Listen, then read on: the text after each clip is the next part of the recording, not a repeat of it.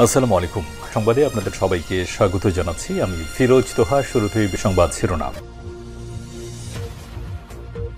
এই মুহূর্তের সর্বশেষ গুরুত্বপূর্ণ আপডেট সংবাদ জানাবো।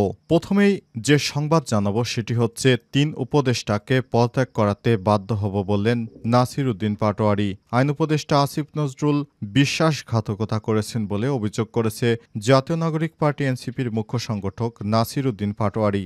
বিএনপিপন্থী উপদেষ্টা হিসেবে ইঙ্গিত করে আসিফ নজরুল ছাড়াও অর্থ পরিকল্পনা উপদেষ্টাকে প্রয়োজনে পদত্যাগ করাতে বাধ্য হবেন বলেও হুঁশিয়ারি দিয়েছেন তিনি। আজ রাজধানীর আগারগাঁয়ে নির্বাচন কমিশনের সামনে এক বিক্ষোভ সমাবেশে তিনি এসব কথা বলেছেন। নির্বাচন কমিশন পুনর্গঠন ও স্থানীয় সরকার নির্বাচনের দাবিতে বিক্ষোভ করেছেন তারা।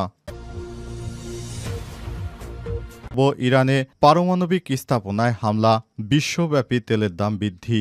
মধ্যপ্রাচ্যে নতুন করে সংঘাতের আশঙ্কা তৈরি হয়, বিশ্ববাজারে বেড়ে গেছে তেলের দাম। ইরানের পারমাণবিক বোমা তৈরির কারখানায় হামলা চালাবে ইসরায়েল। এই সংবাদ পাওয়ার পরই ১% করে বেড়ে গেল তেলের দাম। বিশ্ববাজারে এরই মধ্যে ১.২% বেড়ে তেলের দাম দাঁড়িয়েছে $৬৬.১৭। অপরদিকে ওয়েস্ট টেক্সাস ইন্টারমিডিয়েট তেলের দাম ৮২ সেন্ট বা ১.৩% বেড়ে দাঁড়িয়েছে $৬২.৮৫। এবারে জানাবো, এবার পশ্চিম তীরে বিদেশি কূটনৈতিক দলকে লক্ষ্য করে দখলদার ইসরায়েলি বাহিনীর হামলা।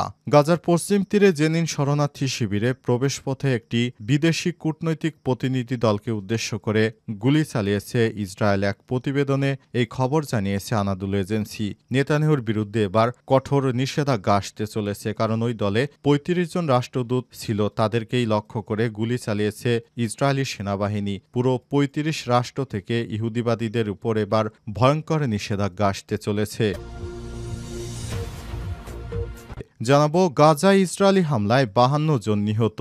অত্যন্ত দুঃখের সংবাদ, এবার নিরীহ ৫২ জনকে হত্যা করল দখলদার ইসরায়েলি বাহিনী। গাজার চিকিৎসা সূত্র থেকে বিষয়টি নিশ্চিত করা হয়েছে। গাজা শহর, নুসাইরাত এবং মাগাজি ক্যাম্প সহ বিভিন্ন স্থানে ইসরায়েলের বিমান ও ট্যাঙ্ক হামলায় এই প্রাণহানির ঘটনা ঘটেছে।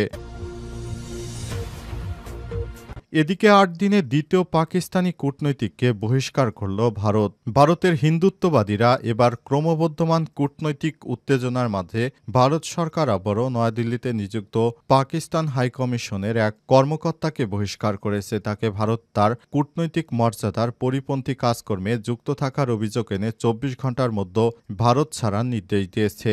প্রিয় দর্শক, এতক্ষণ শুনছিলেন সংবাদ শিরোনাম, এবারে বিস্তারিত। তবে তার আগে বন্ধুরা, অনুরোধ থাকবে এই সংবাদটিতে একটি লাইক দিন। এই চ্যানেলে আপনি নতুন হয়ে থাকলে আমাদের সংবাদটি দেখতে দেখতে চ্যানেলটি সাবস্ক্রাইব করে রাখুন। কমেন্ট করে বন্ধুরা আপনার মূল্যবান মতামত জানিয়ে দিন। আর বন্ধুরা, গাজা যুদ্ধে আপনি যদি নিরীহ ফিলিস্তিনিদের ভালোবেসে থাকেন, কমেন্টে ইয়েস লিখে বিশ্ববাসীকে জানিয়ে দিন। সংবাদটি আপনার সোশ্যাল মিডিয়া ফেসবুকে শেয়ার করে বন্ধুদের দেখার সুযোগ করে দিন। এবারে বিস্তারিত সংবাদ জানাবো। ৩ উপদেষ্টাকে পদত্যাগ করাতে বাধ্য হব বললেন নাসির উদ্দিন পাটোয়ারি। আইন উপদেষ্টা আসিফ নজরুল বিশ্বাসঘাতকতা করেছেন বলে অভিযোগ করেছে জাতীয় নাগরিক পার্টি এনসিপির মুখ্য সংগঠক নাসির উদ্দিন পাটোয়ারি। বিএনপিপন্থী উপদেষ্টা হিসেবে ইঙ্গিত করে আসিফ নজরুল ছাড়াও অর্থ পরিকল্পনা উপদেষ্টাকে প্রয়োজনে পদত্যাগ করাতে বাধ্য হবেন বলেও হুঁশিয়ারি দিয়েছেন তিনি। আজ রাজধানীর আগারগাঁয়ে নির্বাচন কমিশনের সামনে এক বিক্ষোভ সমাবেশে তিনি এসব কথা বলেছেন। নির্বাচন কমিশন পুনর্গঠন ও স্থানীয় সরকার নির্বাচনের দাবিতে বিক্ষোভ করেছেন তারা।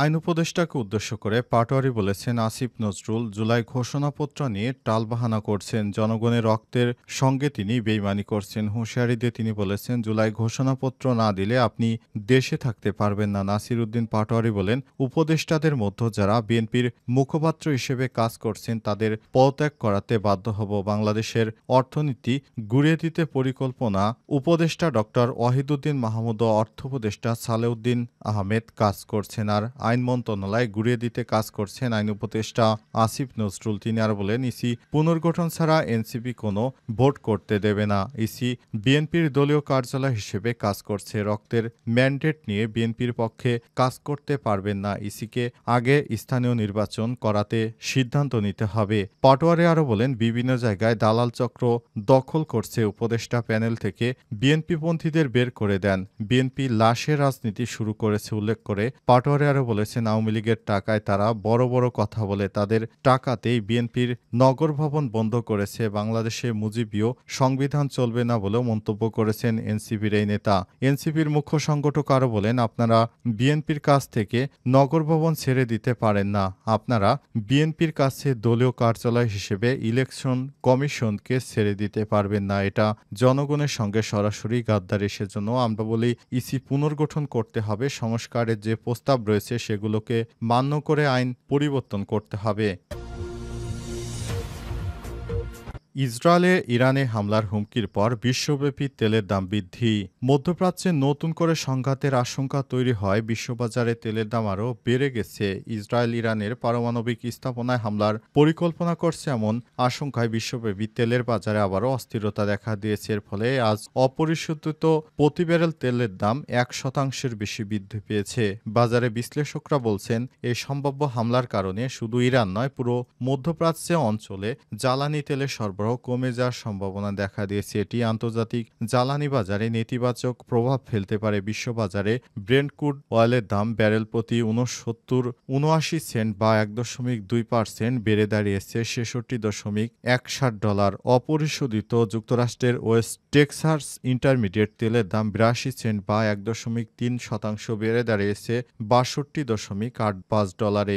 বিশেষজ্ঞরা বলছেন, ইরান প্রতিদিন প্রায় 15 লক্ষ ব্যারেল তেল রপ্তানি করে থাকে। এই সরবরাহ ব্যাহত হলে বিশ্ববাজারে দাম আরও বেড়ে যেতে পারে। ইরান যদি প্রতিশোধ নিতে গিয়ে হরমুজ প্রণালী বন্ধ করে দেয়, তাহলে সৌদি আরব, কুয়েত, ইরাক, সংযুক্ত আরব আমিরাতের মতো দেশগুলো থেকে তেল রপ্তানি ব্যাহত হতে পারে। ফলে পুরো অঞ্চলে জ্বালানি প্রবাহ ঝুঁকিতে পড়বে। ইসরায়েলি হামলার সিদ্ধান্ত নেওয়া হয়নি, তবে পরিকল্পনা প্রক্রিয়াধীন রয়েছে। এই ধরনের পরিস্থিতি আন্তর্জাতিক বাজারে দুশ্চিন্তা বাড়িয়ে দিয়েছে। যে কোনো মুহূর্তে ইসরায়েল যদি ইরানে হামলা চালায়, তাহলে ইরানও এই হরমুজ প্রণালী বন্ধ করে দিলে বিশ্ববাজারে তেলের দাম হু হু করে বেড়ে যেতে পারে।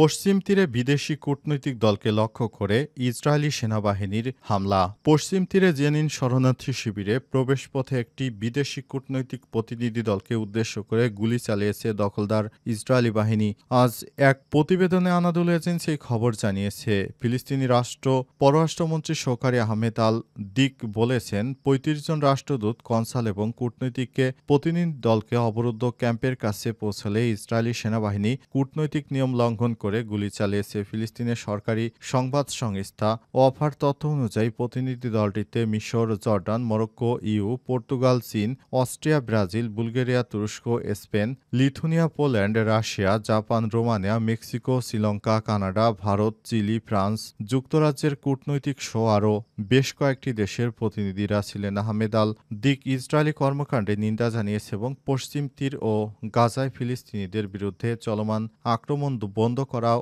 ইসরায়েলকে জবাবদিহি করার আহ্বান জানিয়েছে। ইসরায়েল বাহিনী বলছে, তাদের বাহিনী প্রতিনিধি দলের দিকে সতর্কীকরণ গুলি ছুড়েছে। তারা দাবি করে দলটি একটি সক্রিয় যুদ্ধক্ষেত্রে পূর্ব অনুমোদিত পথ থেকে বিচ্যুত হয়েছিল।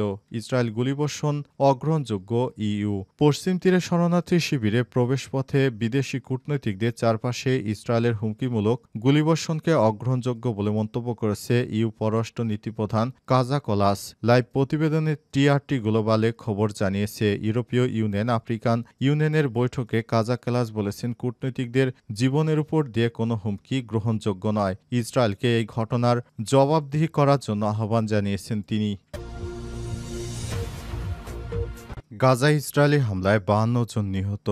গাজায় ইসরায়েলি সামরিক হামলায় অন্তত 52 জন নিহত হয়েছে বলে জানিয়েছে স্থানীয় চিকিৎসা সূত্র। বুধবার 21 মে গাজা শহর নুসাইরাত এবং মাগাজি ক্যাম্প সহ বিভিন্ন স্থানে ইসরায়েলের বিমান ও ট্রাক হামলায় এই প্রাণহানির ঘটনা ঘটে। এদিকে মঙ্গলবার ইসরায়েল যুদ্ধবিধ্বস্ত গাজায় কয়েক ডজন ত্রাণের ট্রাক প্রবেশের অনুমতি দিল।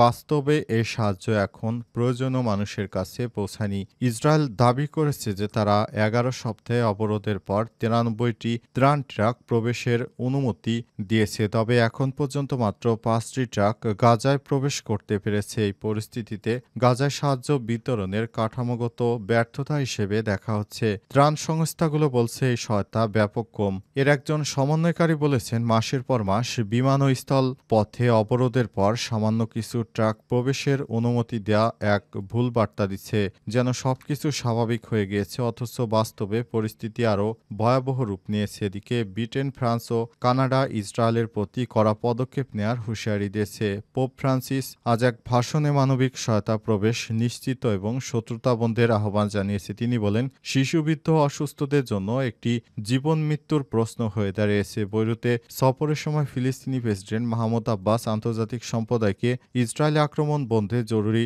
পদক্ষেপ নিতে আহ্বান জানান। তিনি বলেন, ফিলিস্তিনি জনগণ তাদের ভূমি ছাড়বে না এবং তাদের উপর চালানো এই নির্মূল যুদ্ধ বন্ধ করতে হবে।